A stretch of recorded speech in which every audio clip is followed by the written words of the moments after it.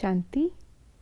आज 11 सितंबर 2025 है और आज की साकार मुरली में बाबा ने याद के ऊपर ही फोकस किया है। याद में कैसे बैठना है, याद में कब बैठना है, याद भी हमारी कैसी हो, सहज हो, मुश्किल वाली नहीं, मेहनत वाली नहीं। बाबा ने हम बच्चों को कितना सिंपल करके समझाया है। तो इसी याद को पावरफुल बनाने के लिए आइए सुनते हैं आज के बाबा के अव्यक्त इशारे। योग में सदा लाइट हाउस और माइट हाउस की स्थिति का अनुभव करो। ज्ञान है लाइट और योग है माइट। ज्ञान और योग दोनों शक्तियाँ लाइट और माइट संपन्न हो, इसको ही कहते हैं मास्टर सर्वशक्तिमान। ऐसी शक्तिशाली आत्माएं किसी भी परिस्थिति को सेकंड में पार कर लेती हैं। योगी आत्मा शक्तिशाली आत्मा कही जाती है क्योंकि उसके सामने कोई भी विघ्न टिक नहीं सकता। क्यों? क्योंकि उसके पास योग के द्वारा सर्व शक्तियों की प्राप्ति है।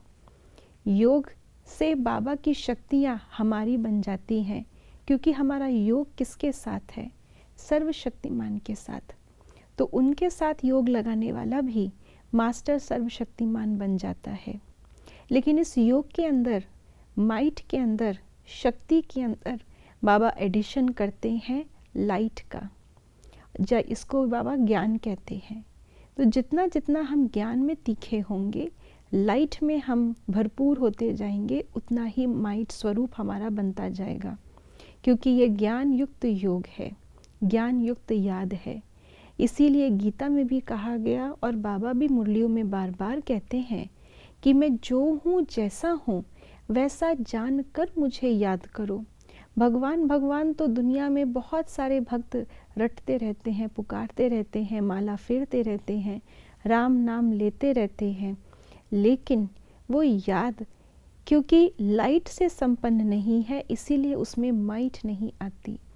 तो आज बाबा ने जैसे मुरली में हमें सहज योगी बनने के लिए कहा, ऐसे ही आज बाबा इशारों में हमें लाइट माइट संपन्न योगी बनने के लिए कह रहे हैं।